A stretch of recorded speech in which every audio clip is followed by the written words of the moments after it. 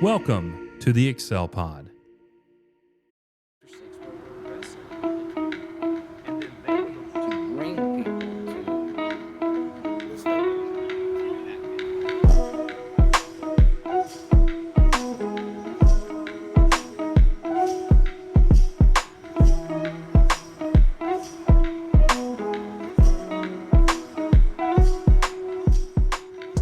Everybody, welcome again to another episode of the Are you Thinking really live? Kingdom podcast.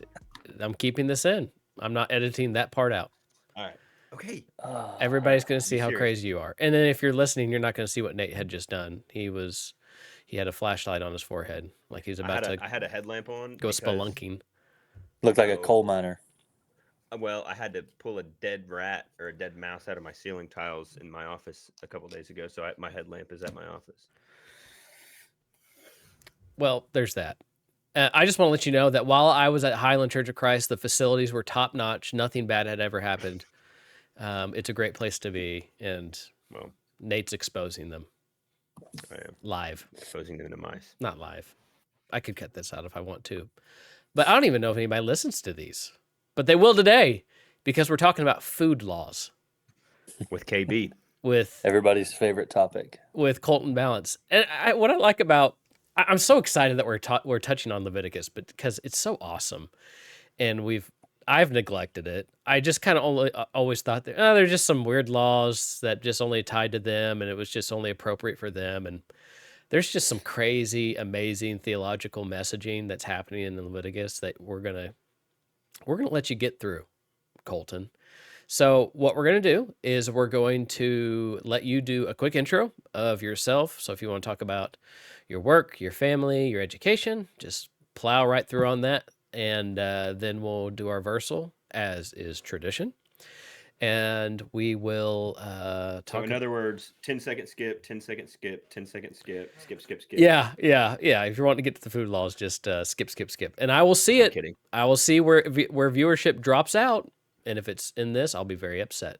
So now you're obligated to listen to Kolton and his intro, especially if you don't know him, because he's a pretty awesome dude. Kolton, take it away. Give us a little insight about who you are and everything. Go ahead. Yep. My name's Kolton. I work for the Central Church of Christ in Moore, Oklahoma.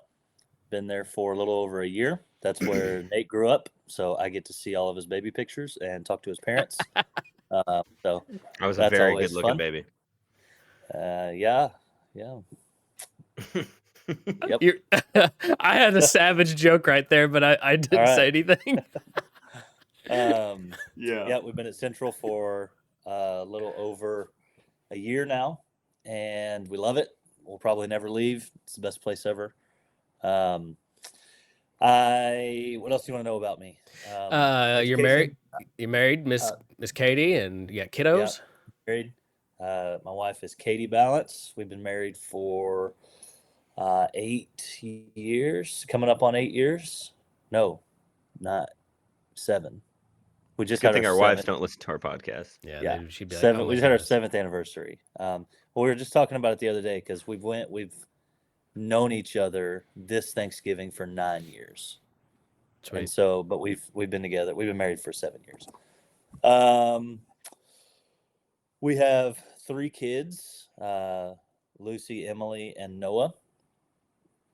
They're 4, 3, and 7 months. So keeps us busy most of the time. House is pretty chaotic, but it's fun, and we'll probably have some more kids. So just keep chugging along. So and married, kids. Go ahead, Bear Valley. Education, went to Bear Valley. Austin and I and Nate were in school together for a short time, and we graduated. We were there during COVID. That was interesting, to say the least. Most of my time in school looked just like this on a screen. Dude, I cannot. That stinks. I had no COVID years in school. I cannot fathom. We had 1 quarter in person at the start and 1 quarter in person at the end, and that was That's the worst, dude. Everything else was online. So very, very interesting. Still learned a lot. You'll probably realize how little I learned today, but nevertheless, here we are. So graduated in 21 And from there, we moved to the University Church of Christ, San Marcos, Texas. Worked there with Wayne Jones for a year as a preaching intern. Loved our time there. Made a lot of friends. Learned a lot of things about ministry and preaching and life. And from there, we moved back to Colorado. Worked with the church in Conifer for 3 years. And then we moved to Central. So there you are. You're caught up. There it is. That's Now my you, life. you got your master's degree also from Bear Oh, Valley, yeah. and you're working on some other education with Heritage. Yeah, so did a Bear Valley Masters. Started it pretty much immediately after I graduated when we moved to Texas. I think I took a little bit of time off when we had our second kid, and then when we moved to Colorado, and then picked it back up, and we all graduated that together. So that was fun. I feel like that's what started this whole podcast, and like just like us doing school together and talking about stuff, and like I feel like it just Doing the Bear Valley catapulted us. Masters was awesome Yeah, together. it just catapulted us into deeper spiritual conversations together, which is cool. Yeah, Yeah. and you guys know that we have this. I don't know. It's a Whenever we reference the group message. yeah. Colton's a part of it. Yeah, when we reference our friends, like with the Ed Gallagher episode and many other episodes, Colton's a part of it. Matthew Height's a part of it. Dustin Huffman, We need to have Danley and Danley, Robert and everybody on. Yeah, Robert Hatfield. And so we've just been adding to the group to just more and more chaos. We talk about some crazy, deep, spiritual, theological things, and it's also a lot of not crazy deep spiritualogical things too. yeah, it's a lot of fun. It's a lot of fun. Does it keep Yep. us distracted? Nah. It does. Yes. It does. We enjoy it though. Yeah. We enjoy it. So I don't know Yep. what that was about. I'm sending a message to the group chat. Yeah, we're talking about you guys behind your back. Yep. We'll have everybody on. I think whenever we coordinate schedules, we'll have the whole group on, and you will just kind of joke around, have a relaxing episode. And Yeah. so, anyways, we're gonna play Versal. Colton, we kick it to you first as the guest, and then Okay. if you can't figure it out, we'll kick it to Nate or me or whatever. Have no fear. I will not figure it out. It's okay. You can't know it all. Whoops, that's logos. You don't want logos. Heyo. Here we go. Humble yourselves before the Lord, and He will lift you up. Colton, you have any idea where this is? That could be a couple of things, because I think James is quoting the Old Testament when he uses it. And so it could be James. It could also be whatever James quoted. I think isn't there a reference in 1 Peter 5 about this, the same idea? Yes. Peter quotes it too, yeah. So it could be one of three things, I suppose. Philippians It's 2. 1 Peter 5. 1 Peter 5. 7, 9, It's verse 6. 6. 1 Peter 5. Well, verse is that 6. what we want to run with here? Is that what you Well, want? that's where Peter quotes it. I'm like 82.5% sure. That's where Peter quotes. 1 Peter 5, 6. That's what you want to run with here? I mean, if it's not 1 Peter, then No. I'm sorry. I'm just asking. Sorry, I'm asking for clarification. I didn't know if you were it's just. not this, is it James 4? It's James 4 around verse like 7, 8, 9, right? Yeah, it is. So Austin's the one teaching James, so he can wrap that up. Yeah. Well, you both are right in all of your assessments. So do I go with 1 Peter or James? Go 1 Peter. Let Colton. All right, 1 Peter. I don't think it is James. I'm gonna guess that it is for sure James, because I think 1 Peter's a different flavor. Yeah. It's got to be. Well, hold on. If it's James, though. What are they? I wish I knew what Old Testament passage they were quoting. This is why we need to study our Old Testaments more, guys. Well, to get the versals in one. Yeah, that's right. Wait, does it say This is earlier? precisely why. It says earlier, so it's got to be the Old Testament passage. Yeah. well, If it's that's earlier. not, James is earlier. No. James is right before 1 Peter. Yeah. Hebrew James. Oh, I'm a big fat Peter. dummy. Let's do our James passage, because I think Versal leans a little more New Testament-y. Yeah. What is Could it be. for? What? 7. Try that. Well, no, there's not a 0 in that spot. That's true. Then it's probably 10 or something. Yeah. Try Because 10. it goes like 4-6 is like kind of hump or flee from the devil, blah, blah, blah. Let's just go, whatever. Oh, Boom! Look at there. look at us go. Good job, Money, guys. money. Wow. Versal I and need to know- 2. I need to know what he's quoting in the Old Testament. Well, look it up, shall we? Look it I'm up. going to look right now. Here, I'll go there. James. James. 4. I also need to know if my First Peter one was right. Yeah, 4:10. It looks like it's Isaiah 57:15. Okay. Well, Which I thought it was a more direct quote, but I looks could like be it's wrong. more of an illusion. Yeah. so. And then the First Peter is like 5 something, right? It's 5-6. You were right on the money, Colton. Yeah. Other than you were wrong. Yeah. Different flavor, but yeah. Loser. No, I'm just kidding. We're having fun. Come on, people. L for love. We got it into L for love. L for Leviticus. Yeah. So here we are, go. bridging over into food laws. And the reason why we're talking about this today, because I read a paper from you, Colton, that you sent to our group chat because it was an assignment for you for one of your classes. From Ed Gallagher's class, actually. Yep, from Ed's class, Dr. Gallagher's class, and I think you mean Eddie G. Eddie G. Sorry, Ed, if you're listening to this. And, He's not listening. Yeah, you're right. Who are we kidding? He's busy. But and you got good marks on it. So and I really enjoyed it. So I don't know if you'd be willing to let us post that on our Patreon page so people can look at it or whatnot. That'd be sweet. But Yeah. it's Sure. it's a good paper. Because I don't know, in your daily Bible reading, usually people try to get through the Bible in a year, and you get to Leviticus, and it's one of those books that you just kind of want to punch yourself in the face, because oftentimes you're like, sacrifices doesn't matter to me. I'm not a part of this system anymore. Food laws, we're underneath a new covenant, so whatever.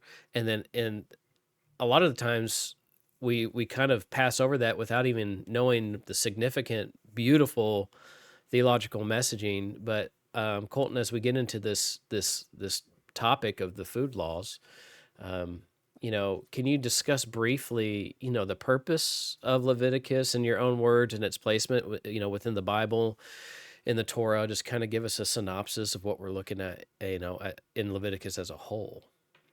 Yeah. So I was exposed to this idea on one of Tim Mackey's podcasts a couple years ago.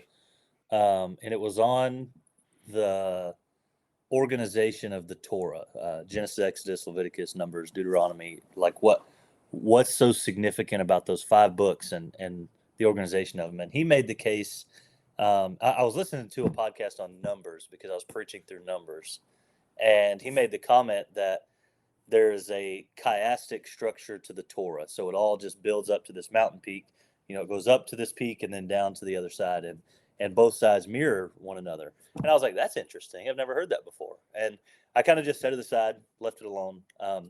And then as I started researching for this paper and tried to figure out, okay, what's the big idea of Leviticus? When I do a lot of my study, I try to figure out, okay, what's the big idea? And then hone that into like, okay, how do the food laws fit into this whole big idea? And so that's kind of where I started with this paper. And I found several people who shared that same idea as Tim Mackey with this chiastic structure. And basically the way it works is Genesis tells the beginnings, the genesis of the people of Israel, how they came to be, kind of forming their identity, because you read from the very beginning, you have God, and he creates these image bearers, and then he shapes them into this people that are going to come through the family of Abraham. And it all builds up to the very end where it talks about how, these were the 12 tribes of Israel with the sons of Jacob. And like, that's like the grand finale of the whole book, is this is the identity of the people of Israel. Well, then you move from there and you go into the Exodus and how those people of Israel are enslaved in Egypt, and then they get set free and they go through the Red Sea into the wilderness towards the end of the book of Exodus. And so you go from the forming of the people through a wilderness, and then everything kind of builds up to the book of Leviticus, where you learn how the people really gain access to God's presence. And one guy like drew this picture of you have the forming of Israel, you have them like climbing the mountaintop to access to reach God's presence, and that's like the Exodus story of leaving, going up Mount Sinai through the wilderness. And then Leviticus is like this pause in the narrative almost, where it's like, how do the people gain access to the presence of God? And that's where Leviticus falls in. But then on the other side of Leviticus, it comes back through the wilderness and then into Deuteronomy, where Deuteronomy like solidifies the identity of the people of Israel yet again before they go into the promised land. Because after they come out, it's a completely different generation. The unfaithful ones died off, and Moses preaches the law to the people, basically calling them to be rooted in their identity as Israelites. And so this structure of the Torah with Leviticus at the center, and what it really points to is, how are the people going to gain access into the presence of God? How are they going to find life in the presence of God? And Tim Mackey ties a lot of it back to that Garden of Eden type language. How are they going to regain that? What's the word? Access. Yeah, the access, but more than that, this fellowship that was once there. How do they regain that intimacy between God and the people of Israel? And he says the book of Leviticus is how that happens.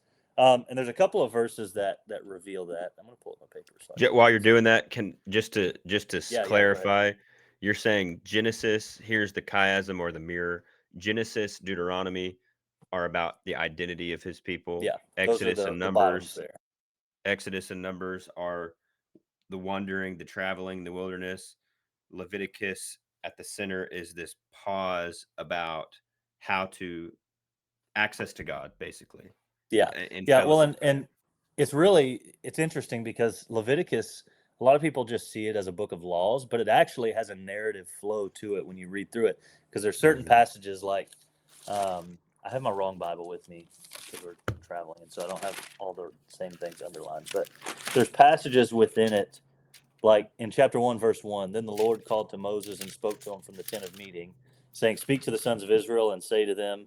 And then he goes on into this, and he starts to tell them the laws. And so the narrative of it is, it's like it's telling the story still, but it's these long elaborated sections. So it all fits into a story, but the story is showing us how they gained and regained this access to God's presence to find life where he is.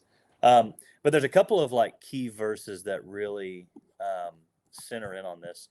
And this is something I saw, I don't remember, in one of Tim Mackey's videos or podcasts at some point.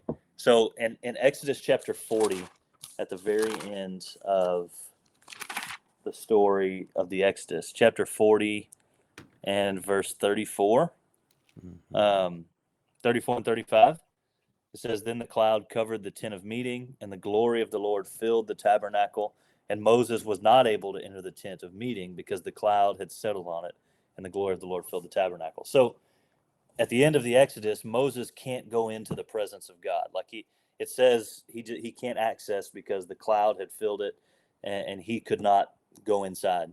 Leviticus 1:1 says the Lord calls out to Moses, who is standing outside of this tabernacle. But then at the end of Leviticus, really the first of Numbers, I think it's Numbers 1:1 actually, it shows a different picture after the whole Leviticus story. In Numbers 1:1, it says, then the Lord spoke to Moses in the wilderness of Sinai in the tent of meeting on the first of the second month. And so you see this flow even within the narrative itself, that at the end of the Exodus, Moses can't go inside. Through Leviticus, God speaks to him from outside and tells him, here's how you need to come inside. And at Numbers 1, I think I remember in Tim Mackey's video, he said Leviticus worked. It accomplished what it needed to accomplish. It gained them access into the presence. And so those are a couple of like key moments in the narrative. You can see this chiastic structure to it, and how it's bringing this picture, full circle. Does that make sense? No, that's cool. I don't know. You driving with that? Yeah, Okay. I do have a question Okay. on this. I'm totally throwing us off topic, You're okay. kind of, but the only reason I'm thinking of this is because yesterday I preached on Exodus 34, and so in my study, which is where God reveals Himself and it reveals His glory, and so I was studying that section, and in Yeah. Exodus 33, you have a section about how they used to go to, um, basically Moses would go into the tent of meeting with God and talk to him like he was talking to a friend. Mhm. What do you think what do you think Tim Mackey would say about how you have that before Leviticus? Is there anything on Yeah. that? I don't know. I don't really know. Okay. I it's hard for me to say. Yeah. I think the point that Tim Mackey and others who kind of take this view of this chiastic structure, it's the picture at the end of the Exodus is Moses can't go in because the glory of the Lord has filled it. Yeah. And at the end of it, it's in the first of Numbers. It's like they're in there together with the glory of the Mhm. Lord there. And so I think it has that picture. I'd be curious if it had more to do with atonement ideas Yeah. than Yeah. just That's speaking with God face to face. yeah. I'd have to dig into that a little more. Yeah. But Sorry, yeah, I didn't mean to no, that's throw a okay. wrench. No, what's interesting about the whole chiastic thing, and this is why I bring up the atonement, is even within Leviticus itself, people see that as a chiastic structure with the Day of Atonement right at the center of it. And so Mhm. everything builds up through the laws to the like chapter 16, the great Day of Atonement. This is like the pinnacle of the whole thing. And so I think it would probably lend itself that this chiastic structure, the gaining access to the presence of God, is more about the atonement ideas than it is about just Moses going in and talking with God and this revelation idea, if that makes Yeah. sense. Yeah, it makes perfect sense. Yeah.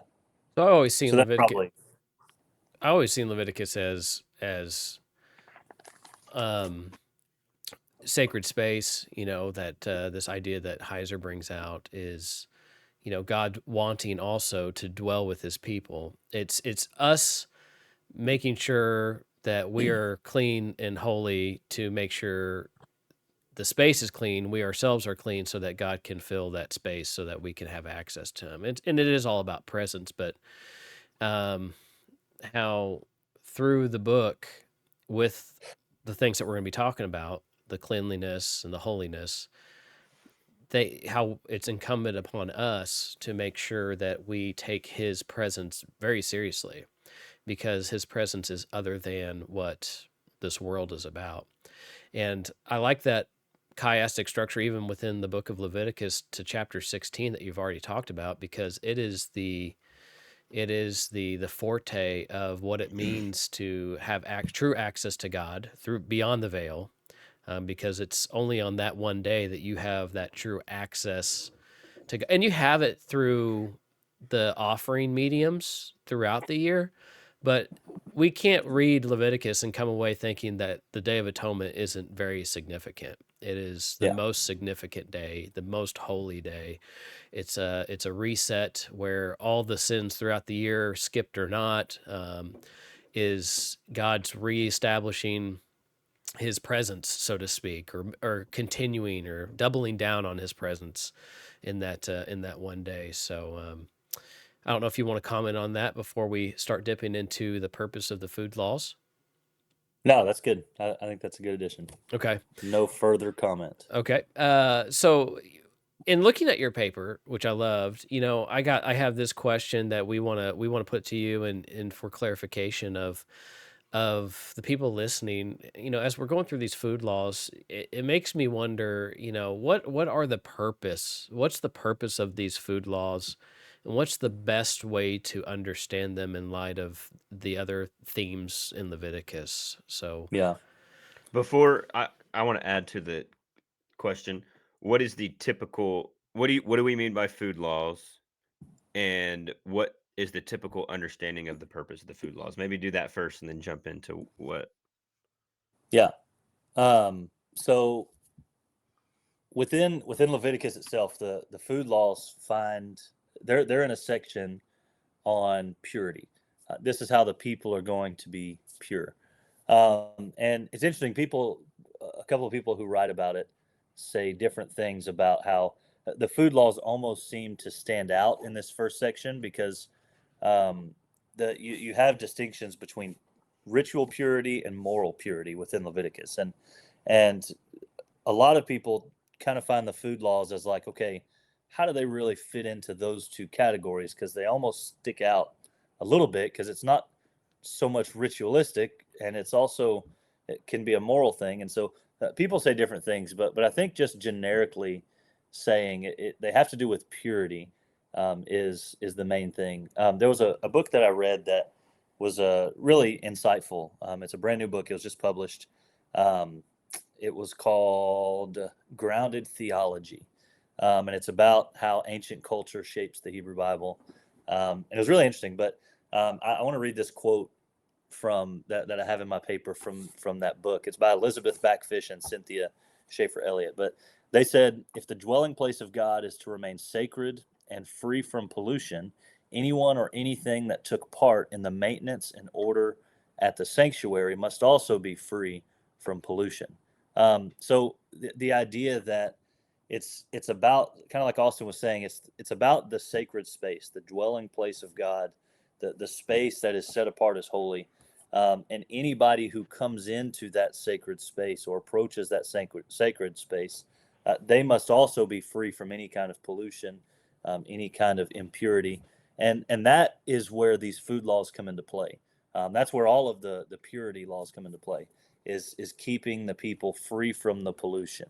And so when you start talking about the food laws and their place in all of this, it's a way that God's people were to remain pure, to be set apart as holy people. And in fact, at the end of Leviticus 11, after he states all of the food laws, he gives just a very straightforward purpose statement for all of these food laws. Chapter 11, verse 44. He says, for I am the Lord your God. Consecrate yourselves, therefore, and be holy, for I am holy. And you shall not make yourselves unclean with any of the swarming things that swarm on the earth. For I am the Lord who brought you up from the land of Egypt to be your God, and you shall be holy, for I am holy. And so the main rationale for this whole thing that God gives is holiness. He says, I want you to be a set apart people. I did kind of a deep dive on what does holy actually mean? And there's a lot of people who have written. I'm not by any means any expert on any of this, but I've read a lot of the experts and what they say. And there's an interesting concept between clean and unclean and pure and holy and how they overlap. And a lot of people have written about that. But I think at a base level, just understanding what holy means is it's taking something that it was once common, regular, nothing special about it, and setting it apart from everything else and dedicating it to service to God and service for God. That's at a base understanding. That's what holy means. And there's a lot of nuance to that a lot of people get into and overlap with clean and unclean and holy and pure and impure. And there's a lot of conversation about that in different books. But I just think the base idea that something has been set aside and dedicated to service to God is kind of a general understanding of holiness. And that's what God says in this passage. That's what Moses is telling the people. This is what these food laws will do for you, is they set you apart in service to God. And so at the baseline of all of these food laws is holiness. This is these food laws and these distinction in animals and what you eat is what is going to set you apart, in your service to God and in your life with God. It's what sets you apart from everything else. Now that gets into probably more of what we'll talk about in a minute. And okay, what is it about these specific animals that actually sets them apart? Because that's the question that you press into this a little bit further. Okay, what is it about fish without scales that would render them unholy, or what is it about certain birds and their characteristics that would render them unholy, or certain winged insects or cud chewers and cloven hooves, and like why these distinctions and how do those actually contribute to the holiness of the people? That's where you get a lot of question marks and a lot of conversation, and I'm sure we'll talk more about that in a minute. But in Leviticus, that's kind of the baseline idea of the food laws. So Is that. and it's just the idea of holiness. I mean, because I think this is so. just Yeah. the holy book. I mean, you guys are going to be different by way you interact with and Yeah. surround yourself with and eat Yeah. these or don't Well, and eat I these think it's, animals I think there, and we'll talk about the different views on that for in a sure. little bit. But I think just understanding that whatever it was about these certain foods, if they ate these, they would be deemed set apart for God's service. But if they ate of these, they would be rendered as common, like everything else, not able to be set apart. It would render them unclean, and they wouldn't really have a way to serve God in the ways that they needed to. And I think it comes back to this idea of God's presence. How do you approach God's presence? It has to be in holiness and in purity, because God is holy, and I think that kind of drives at the idea behind "You shall be holy, for I am holy." If God is holy, and kind of like the ladies in that book said, everybody and everything that enters in that presence must also carry those same characteristics. And Yeah. so I think that's where you get into like the conversation just in the chapter before about Nadab and Abihu and why they were struck down. There was something about what they did that was unholy, that was not fit for God's presence. That, and it doesn't really give us many details. It says they offered strange fire, but it's about all you get. But I think the baseline understanding of that, and really through the entirety of this conversation, is something that's set apart for God specifically. This is that, I mean, that's just what holiness means, is that idea of set apart. So I think that's at the foundation of this whole conversation. Yeah, and it's a serious thing, with the whole Nadab and Abihu story. Yeah. But these aren't just random laws, which actually gets into our discussion later on. These aren't. There's purpose behind a lot of these laws that's going on, and as we see in other books like Numbers, not wearing mixed fabrics or not Yeah. sowing different kinds of seeds or having two different kind of animals yoked together. Yeah. It's a lot of that same thing, but in the food, it's just very. We can kind of understand it with the mixing of things and whatnot, but and that does, I think it does carry over to food laws, but it just seems so weird to us, these food laws. So Nate, you got any thoughts Yeah. before we have Colton dig into some of these? How do we understand these, and how would they have understood these likely in the context of Leviticus? Not really. I'll keep my mouth shut for now.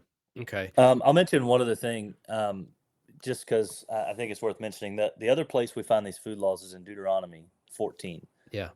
And Deuteronomy 14, I think, lends itself to a similar approach, but also different approach, because the the rationale given for the food laws in Deuteronomy is less about holiness and more about identity.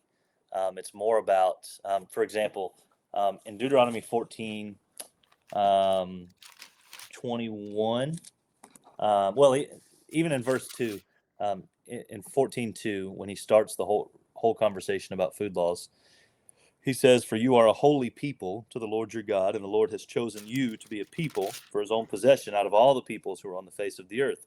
And then he goes right into the food laws. You shall not eat this, and these are the animals you should eat.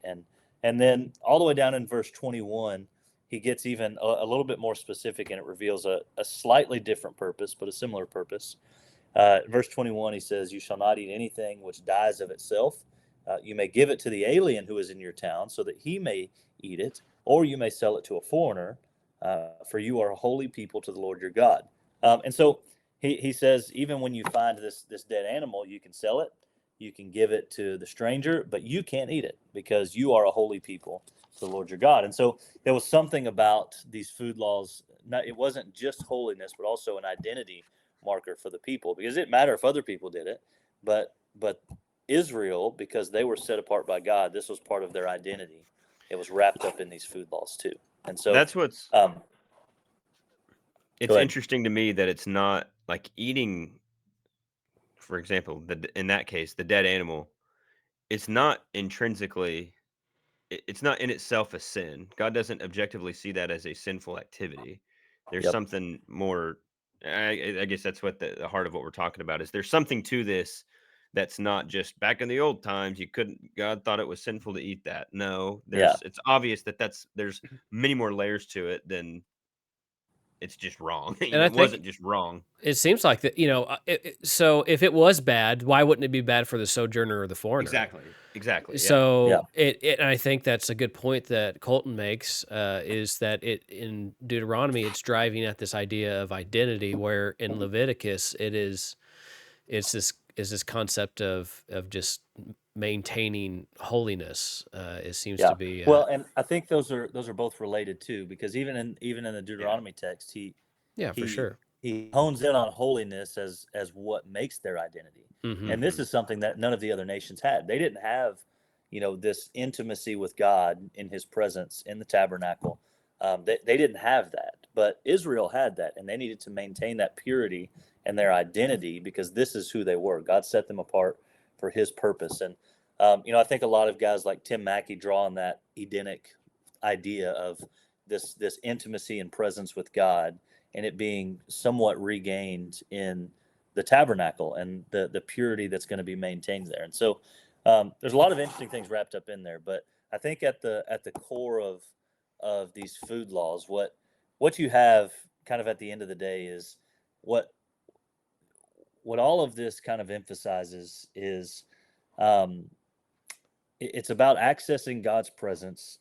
It's about reflecting His holiness, and it's about creating identity among the people. And all of those things are kind of wrapped up, and they're seen in different ways in different places. And so, um, you have they're not just when we start talking about food laws. It's not just God wanted dietary restrictions, and He wanted An uh, arbitrary list of.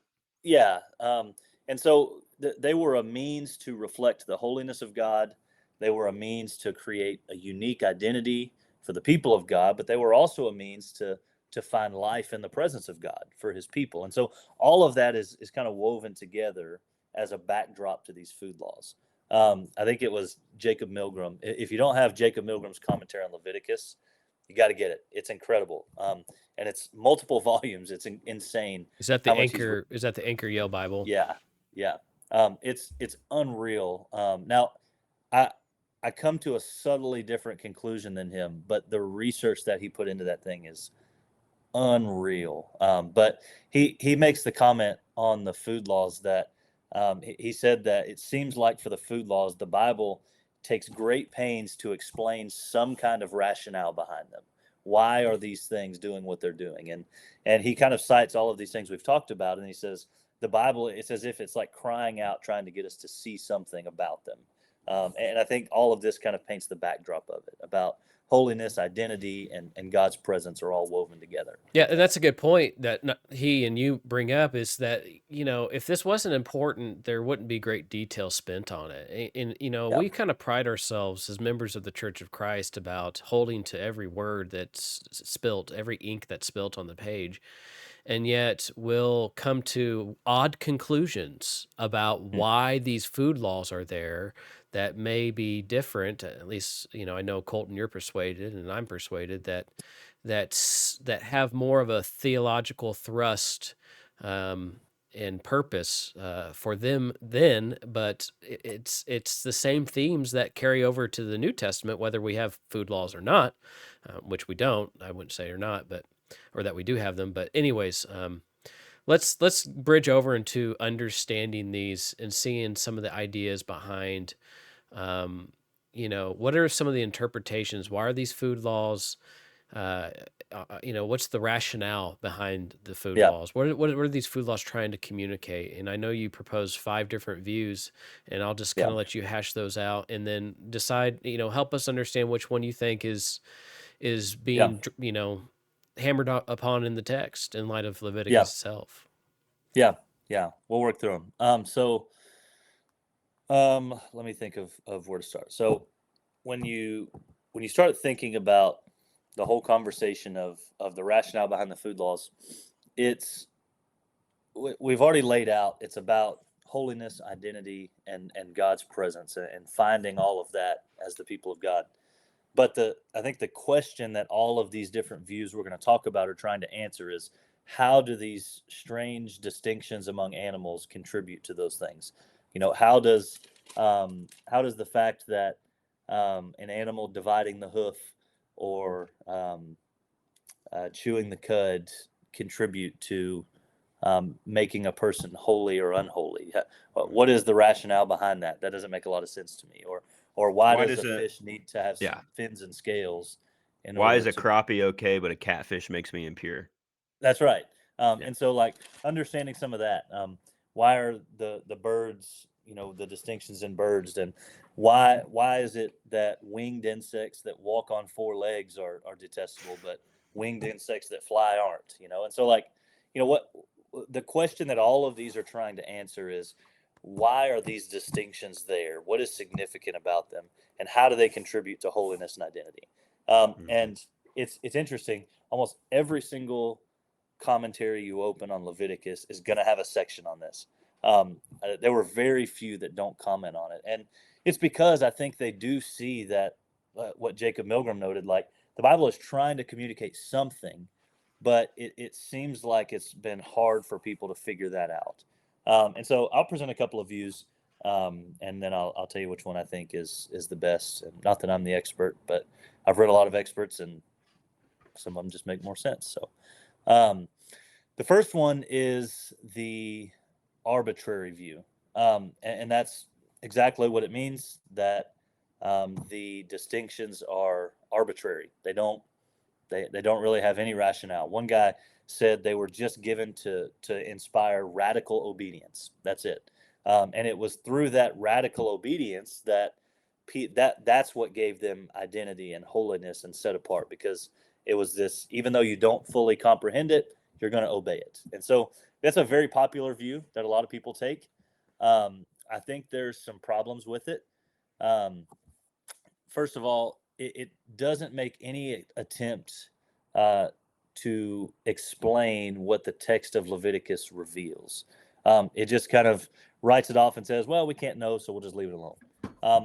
And I'm not opposed to views like that, but I think there's other views that do make good suggestions. I think ultimately the arbitrary view is kind of a negative approach that you can take if there's no other rationale that you can discern. And so I think this is like a fail-safe almost. If all else fails, we can say it's arbitrary and it was just to inspire this obedience among the people. It's almost a lazy conclusion. Yeah, and I think it comes from a place of people wanting to have one thing set in their mind. It has to be this, and if there's any kind of thing that doesn't fit into that, I'm not okay with it. So it's all just arbitrary. I don't think that way. I know y'all have talked about Michael Heiser a lot. Heiser's view on these is that it's kind of a conglomeration of different approaches that we're going to talk about. I think it's mostly one idea, and I think that one idea can't explain all of it. We'll talk about that in a minute. But I think this arbitrary view is just a way to, it's just kind of a way to say, we don't really know the answer because either historically we're removed from that time and we can't really see what they saw or understand what they understood.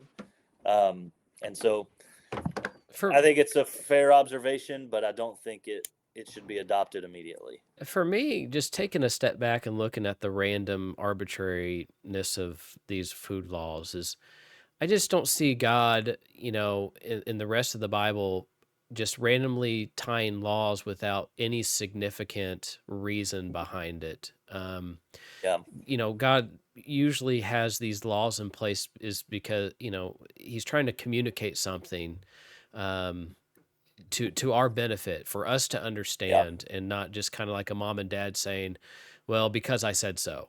And, I just don't see, God saying that, trying to curb behavior. He wants us to understand things behind the laws. Do you think that's a fair observation? Absolutely. Okay. I think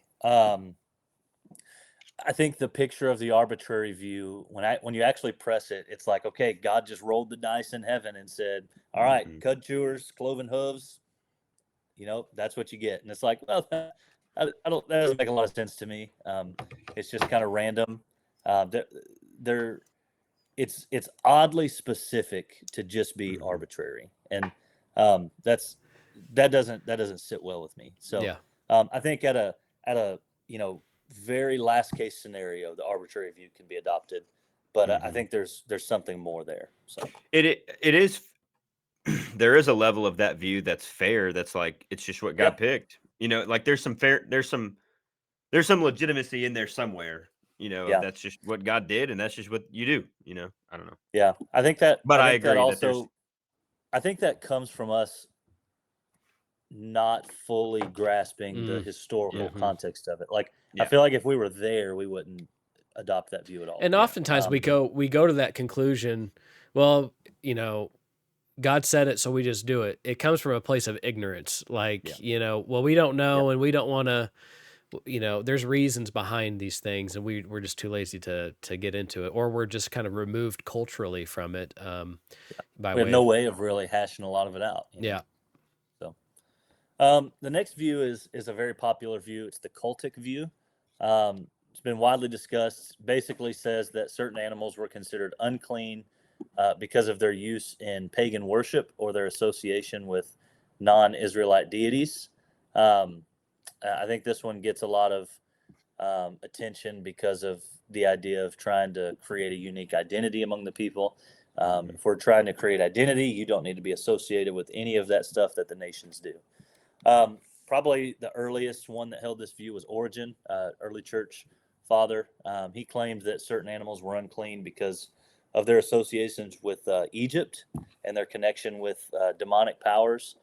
Um, and a lot of these arguments really center around the pig as the primary one. And this is where I think the argument has merit is with the pig. There's even biblical texts that support the pig and its connection to pagan practices. Isaiah 65 talks about how the pig was seemed to be this sacrificial ritual of these pagan cultures.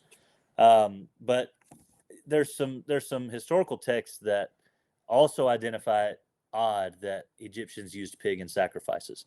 Um, there is I'm looking over some of the notes in my paper trying to get my thoughts together. So um, Dionysus, the god Dionysus, they sacrificed like little piglets to Dionysus, but even ancient perspectives on that were like that's a little odd because the pig was kind of a gross animal. Why would you sacrifice that? And some people thought it was kind of weird for them to use that. Um, So you're saying the there's consensus, there's not 100% consensus on that. Is Yeah, that I what you're mean, saying? Okay. there is consensus that the pig was certainly used in sacrifice, but in pagan Oh, cultures, it was. But even with that, some people were like, "Yeah, it's still a little odd because like why the pig? It's kind of gross." yeah, That yeah, was yeah, kind yeah. of a consensus among some people. But you think about like Antiochus, um, um, Epiphanies. Epiphanes, yeah, he he went into Israel and was like this abomination of desolation. Went in, sacrificed pigs on the altar, and like a lot of people saw him as trying to restore that Dionysic ritual of pig sacrifice. And he was like, I don't understand why the Israelites hate these pigs so much. And like he was trying to really push that. And so there was a correlation with the pig. The problem is that's one animal out of the whole list. Like it Yeah. that you kind of run into a hard situation there. Um, you, when you think about pagan rituals and sacrifices, the cow, the goat, the sheep, those were all significantly more common than the pig. Yeah. And those are the very same things that are clean for Israel. And so Yeah. this view just kind of implodes on itself everywhere except for the pig. And some people have made the case that um, the only way that this view fits is with the pig. I think Heiser even argues that to some extent that because of the pig's connection with some of these Egyptian practices, some of the cultural things that God likely had a cultic thing like that's what they sacrifice and we're not going to identify with that. We're not going to touch it at all. And so we're just going to leave it alone. And that's a fair observation. But again, it's one explanation for one animal. I think pretty much everywhere else it kind of falls short. So that's kind of the pros and cons of the cultic view. I'd be curious how many people have heard that one. I think that one's probably. I think I've heard that in Bible classes and different conversations that, oh well, these were all just pagan things, and so they didn't need to take part in them. Actually, the Oh, we'll talk about that in a second. But anyways, I didn't know if you wanted to add anything to that. No, I like it. No, I'm Cool. good to keep moving. All right. So the next view is the moral view. I call it the moral view in my paper. It's really the moral symbolic view. And the basic idea is that the animals served as living illustrations of how Israel ought to behave. So, for example, um, uh, a sheep was to remind the people that God was their shepherd. The way deers, panted after water was to remind them, like Psalm 42 says, that the Israelites were to pant for their God, and like they were all these symbolic values that were supposed to teach a moral lesson to the people.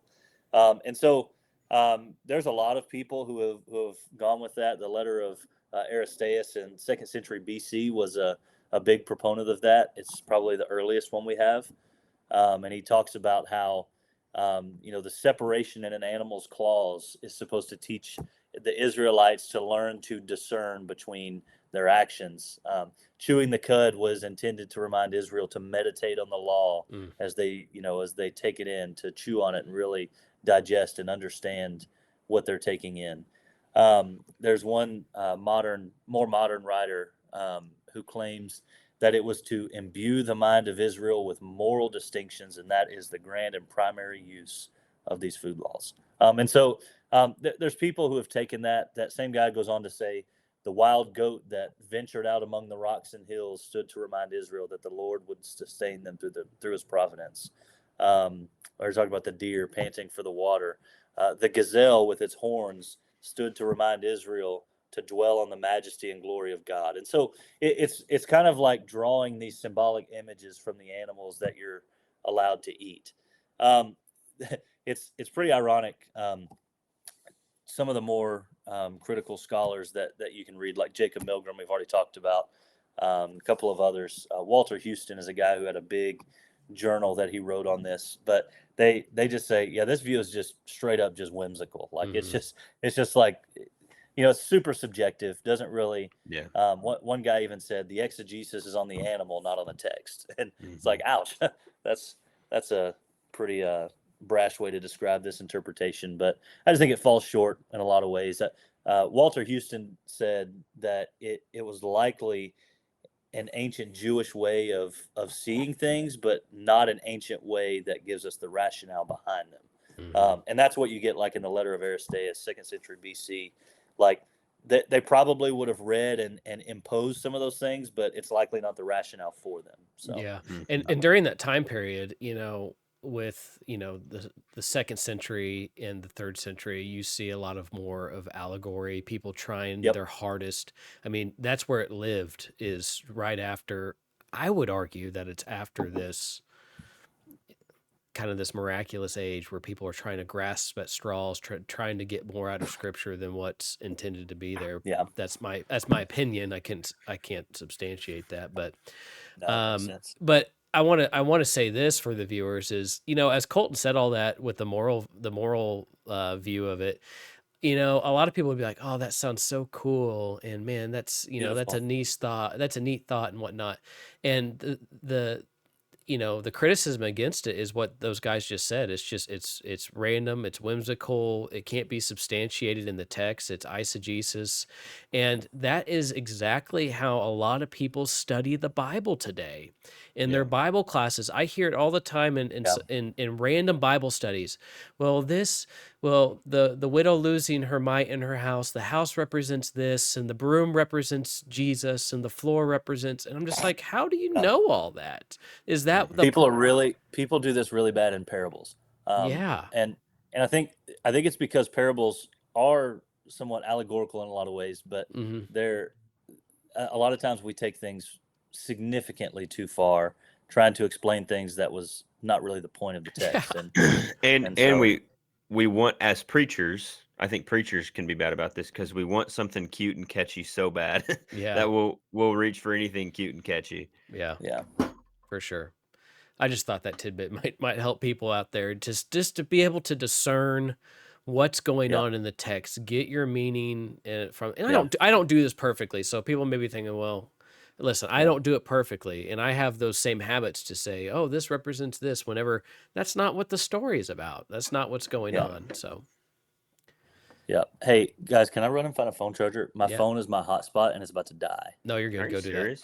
All right, we'll be right back. that. Okay. Oh man.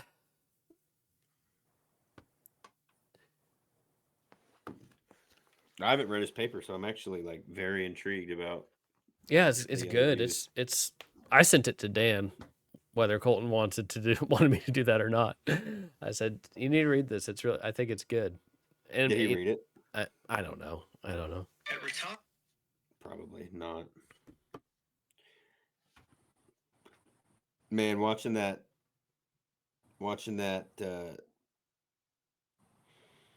him put in his resignation, announcing his resignation. Who is this? Dan. Oh yeah. It just made me sad, happy. It made me just- sad, happy, and angry because I know that I just he said that he wasn't leaving with any resentment and on good terms, and I'm sure he is, but I think deep down he was really Rats, guys. I don't have a phone charger. How almost dead is it? I have 13%. Just Okay. rip it, dude. Yeah, you're Rip good. it and rip it. Okay, All right. next. Let's move on to the hygienic. Go ahead with that one. Yeah, hygienic view. So this is probably the most common view of the food laws. So it basically says that clean and unclean distinctions were set up by God as somewhat barriers that were to protect the Israelites from disease carried by these animals. So basically, it would claim that all of the unclean animals were known carriers of disease, and that modern science has now proven all of those things to be true. Those who hold this view, they center in on a couple of examples. One, probably the most obvious is the pig. That's the one kind of used for all of these conversations. Pork would be a source of trichinosis. They talk about how, like the rabbit, the coney. I'm just kind of reading my paper here. I'm quoting a guy. They were carriers of tularemia, whatever that is, some disease. Fish without fins were typically burrowed in the mud and became sources of bacteria. Predatory birds that he talks about in the food laws, they probably picked up diseases from eating blood and eating dead animals and things like that. And so all of this kind of is a way of saying it's very clear that God had this hygienic view in mind, that the people were to be free from, all of these animals that would cause them to be infected with disease. One of the earliest views of this was Moses Maimonides, I think is how you say it. He argued that, I'm just going to quote him. He says, "I maintain that food forbidden by the law is unwholesome." That's kind of the word he used to describe it. All the things that are forbidden by law are unwholesome for the people. And he went on to describe what he meant by that by saying, the pig is carrier of disease and it causes all kinds of grossness and immorality. Probably the most popular scholar that represented this view is William Albright. He has a lengthy section in a book that he wrote, a book called Yahweh and the Gods of Canaan. And it's a kind of a historical analysis of the distinctions between, Israelites and Canaanites and Yahweh and the gods of Canaan. But he talks about the food laws in there. And his case that he makes is that like bottom dwelling fish, disease carrying birds, undercooked pork. He goes through all of these examples. And at the end, he says, in the case of hygienic regulations, it's perfectly obvious that their ultimate basis rests on the observed facts of contagion and infection. And so like that's kind of the idea behind this view. I think the idea has only gotten significantly stronger in our culture, where we're always thinking about health and medical science and like the 21st century Western mind. That's like all we think about. We read the backs of drinks before we drink them to see if it has corn syrup in it. Like this is all we can think about. And so obviously when we pick up a text like this, it's very easy to accept and see that view in certain cases. And a lot of people have had a lot of confidence in that. But when you read from a Jewish perspective, it's very different. There's a set of commentaries called the JPS commentary series, and they have different ones on like various sections of the Old Testament. But the JPS Torah commentary is really good. It's written by Baruch Levine, and he makes the comment. He makes his whole case for what he believes about these food laws, and at the very end, he gives a short paragraph about this hygienic view, and he basically says that nothing in the Torah has ever lended itself to a nutrition and health conversation, but only a socio-religious conversation. That's all the Torah is ever concerned about. And so he says it would be very odd to plug in a health concern in the middle of that conversation. And so that's I think it may be a shocking perspective for Americans to think that God wasn't concerned with health, but a Jewish perspective is God has never been concerned about nutrition and health. That's not his concern. Even when you think about in the New Testament, when the Pharisees confronted Jesus and his disciples for not washing their hands, that wasn't about cleanliness. It was about impurity and holiness. It was ritual purity they had. And so in our minds, that's sometimes hard to comprehend that washing their hands wasn't about, they had germs. It was about they're clean before God. And so that's just the difference, I think, in the Jewish mind and American mind, especially in ancient Jewish mind. John Calvin, father of Calvinism, he was much more pointed in his commentary on Leviticus. He said it's nothing but imaginative, perverted, and vain speculation, that view. And it's not that John Calvin is the end-all, be-all, but, even a guy in the 1600s, he was like, yeah, that view is just, I don't know where people are getting it. It's imaginative and speculation. And so I think when you start talking about this idea of the hygienic view, the biggest problem that it faces, in my opinion, is really twofold. One is within Leviticus itself, the camel is, I think, a huge problem. The camel is considered a delicacy in all Arab countries. It is like we think of like a Wagyu steak is just like the prime piece of meat. That's how they viewed the camel. The camel was just a supreme delicacy, but the camel was also unclean. Why? And so it's interesting to think about if the camel was such a delicacy, why is it considered unclean? And then I think the biggest problem that it faces, I hadn't really thought about this. We just talked about in Deuteronomy 14 about them giving they find a dead animal, they give it to, somebody from another nation. Okay, if it's about health, why is God concerned about the Israelites and not everybody else? But I think the biggest problem to me is the release in the New Testament. If God in the New Testament set forth that, you're released from all of these restrictions, did just go get trichinosis. Yeah, like did the turning of the religious page just change the animal's hygiene? Like that? Yeah, that doesn't make a lot of sense to me. And so that's always been something I've wrestled with, because I think one of the things, I wasn't necessarily taught this, but I think I've picked up on it through conversation and through various videos and things I've heard and things about food laws, especially in like the apologetics world. Food laws are used as a proof of God has this scientific foreknowledge placed into the Bible.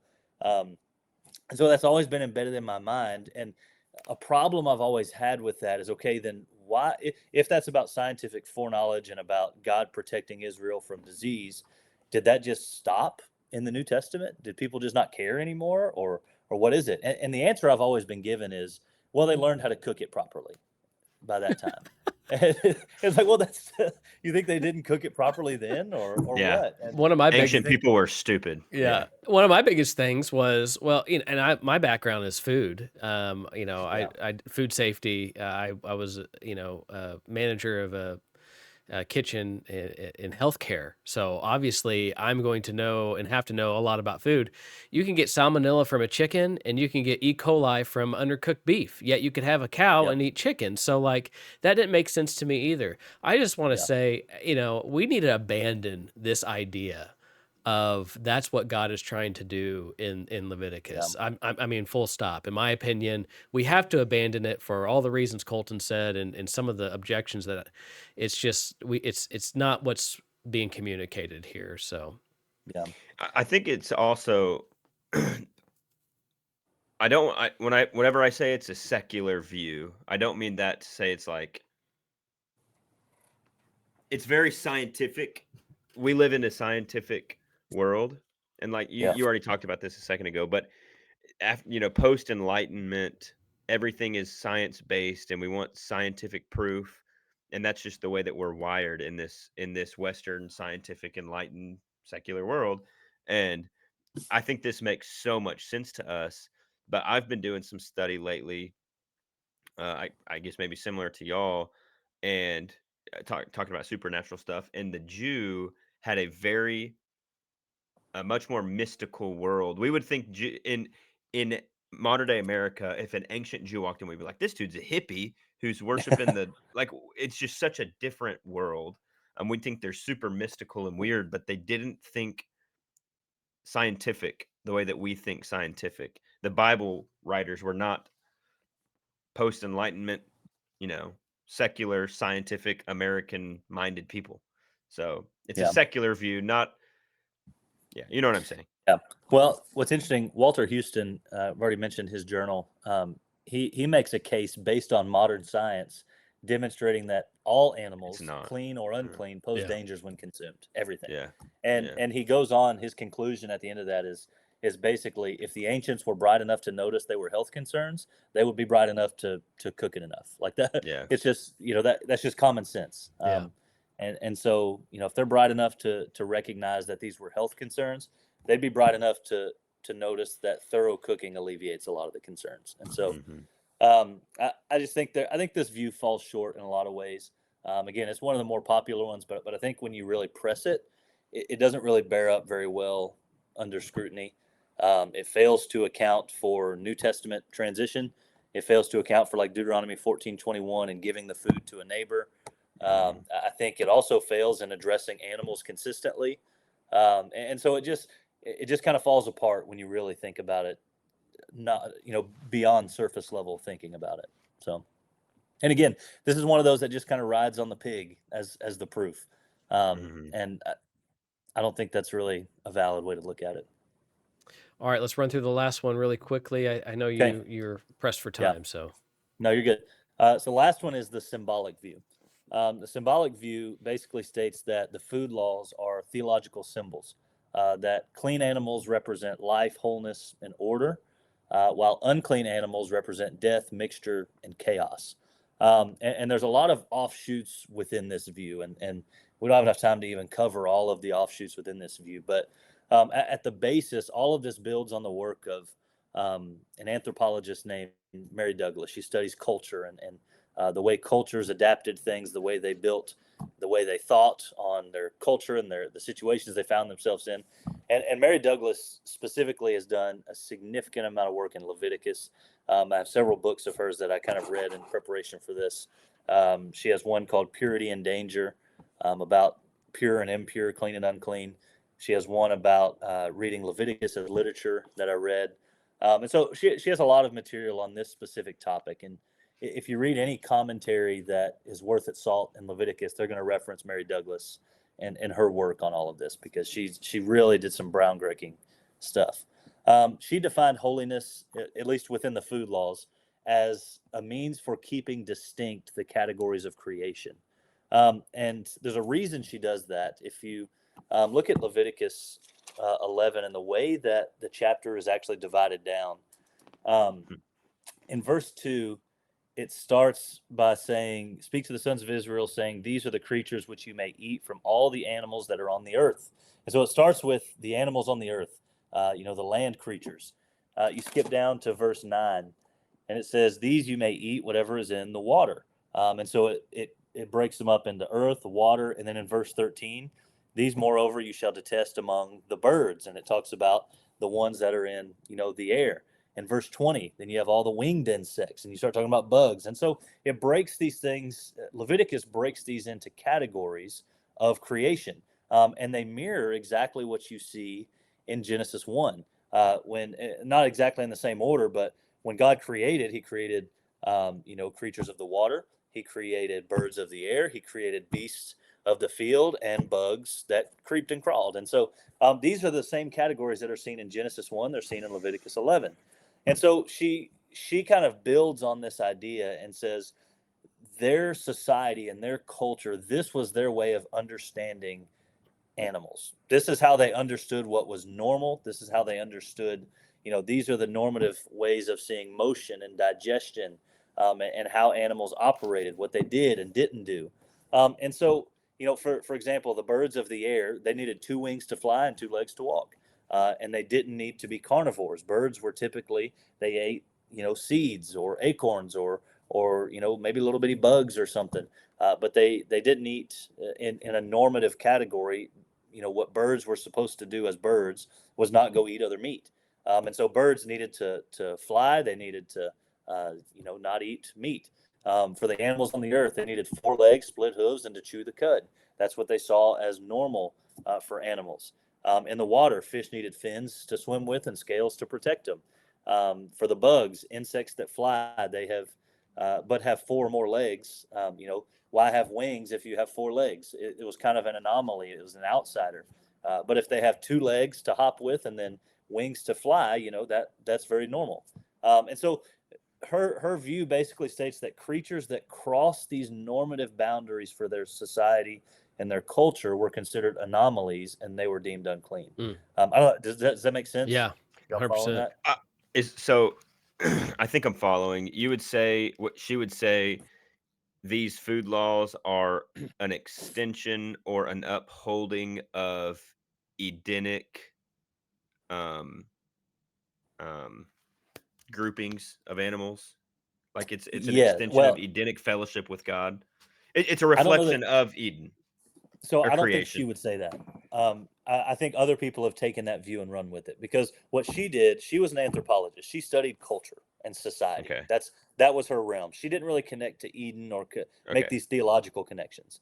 What she Okay. did was she said, okay, this is how this culture would have viewed an animal as normal. Okay. Okay. Yeah. They chew the cud. They have a split hoof. That's a normal land beast. They have Gotcha. fins. They have scales. That's a normal fish. Okay. A I bird, gotcha. if they don't eat meat and they have 2 wings and 2 legs and they fly, that's a normal bird that Yeah. fits into this category of creation. Anomalies. It's Yeah, about and so yeah. she Okay. did was she kind of laid this huge groundbreaking foundation that, and you consider Moses, who penned Genesis, also penned Leviticus, wrote these same categories, and so that it's the cultural understanding of how to view animals in these distinct categories.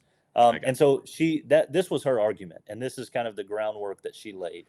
Now, what other people did, so Jonathan Klawans is another guy who came and picked up on her work, and he set forth a lot of the offshoot views of this, and kind of came to the conclusion. He said, we need to come to terms with the likelihood of a symbolic basis to this system.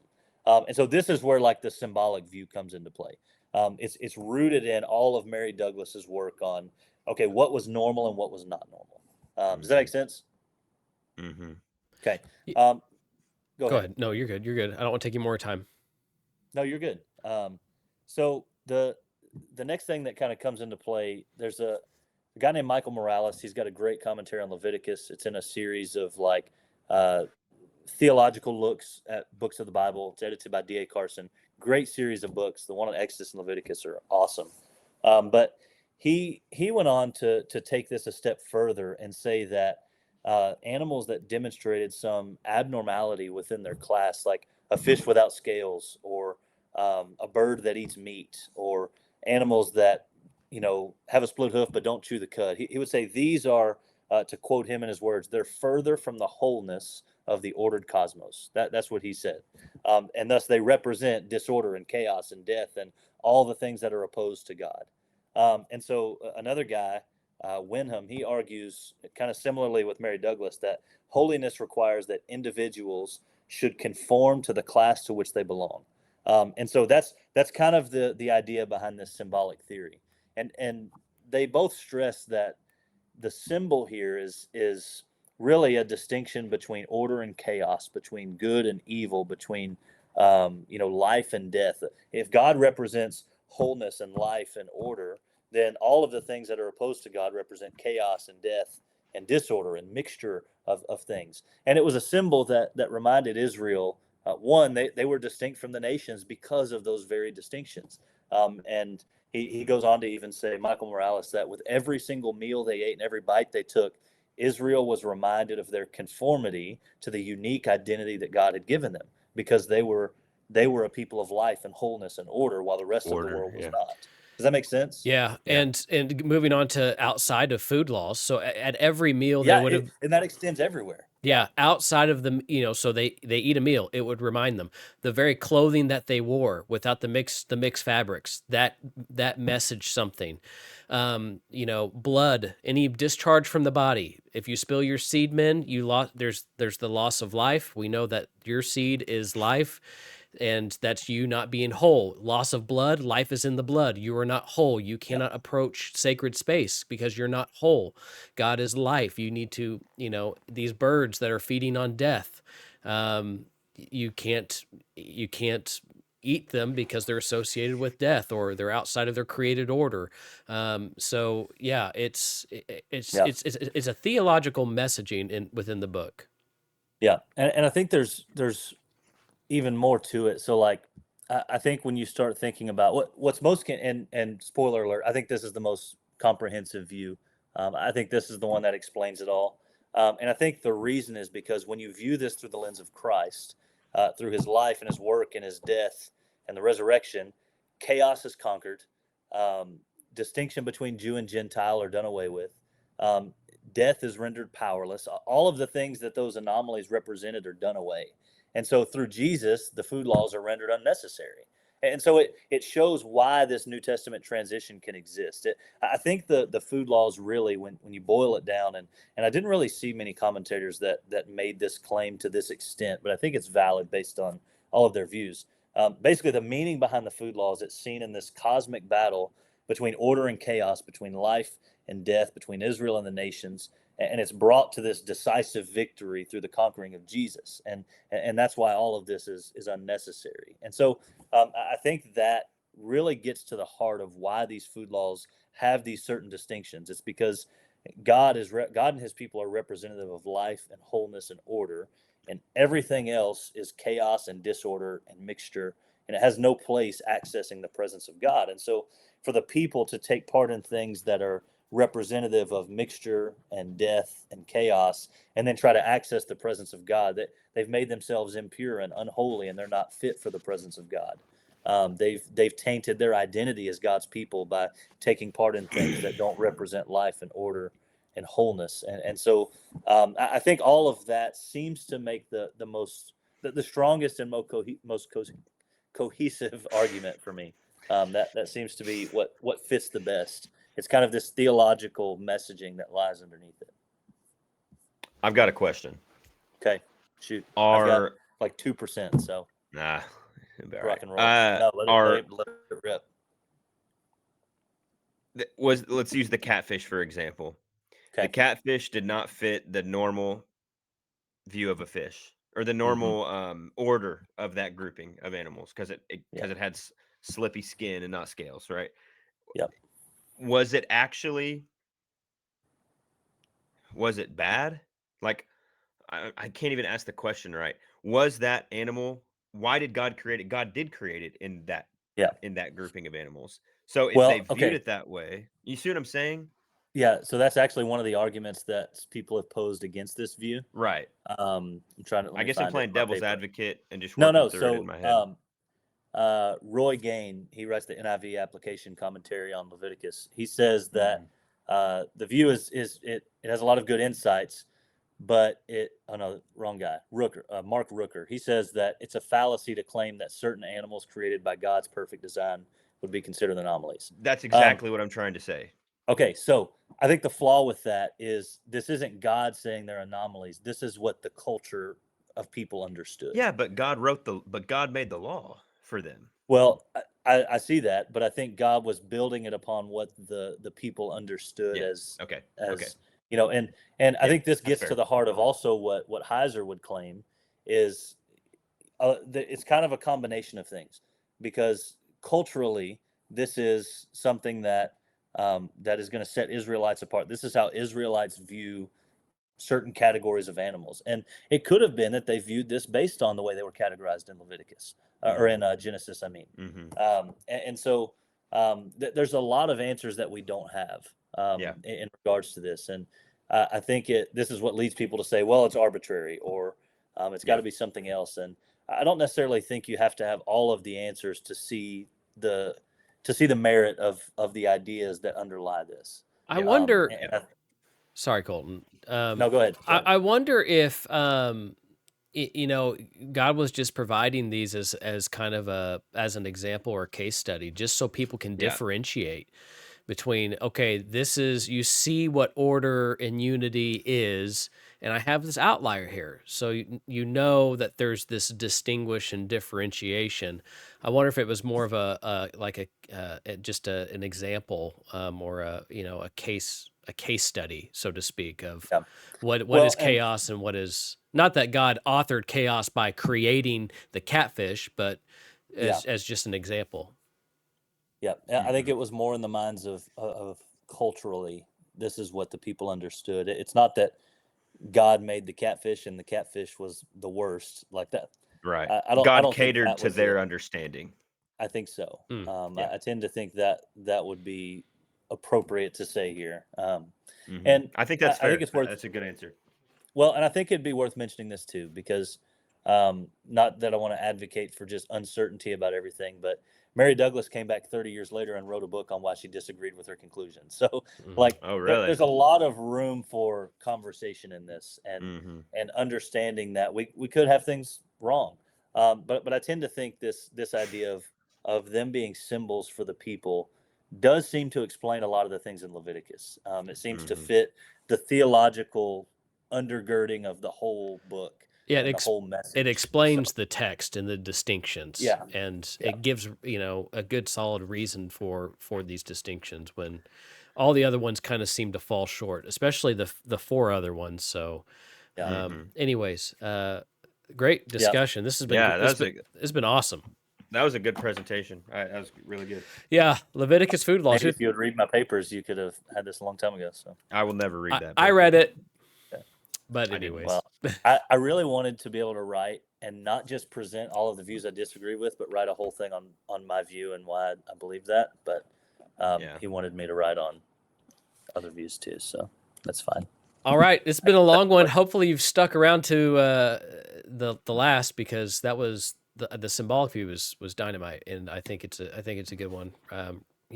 But if you have any questions, or if you want to contact Kolton, just do it through us, thinkingkingdompodcast@gmail.com. We thank you for watching and listening in. Austin, you can have my paper too. Okay. You can upload it. I'm going to upload it to our Patreon page for those people that are supporting the podcast, so you can read it as a little thank you for your support, not only through prayers, but monetarily, and we really, really appreciate that. So, and if you want to try to get around that, I'm sure you can contact Kolton Balance himself. I'm sure he wouldn't mind sending that out. Kolton Balance. You can just text him at 409. I'm kidding. Kolton Balance, BALLANCE @gmail.com. Yeah. I'm sure he'd send that to you. But thanks, Kolton. That's awesome. You did a lot of good legwork on that. I really, I think that's awesome. Thanks. So it's fun. Well, I'll recommend you to the commentaries we mentioned and the articles and stuff we mentioned. They'll be helpful. Yeah. If you want to learn more. Sweet. Like us on all the socials, do all the things. So take care, and God bless.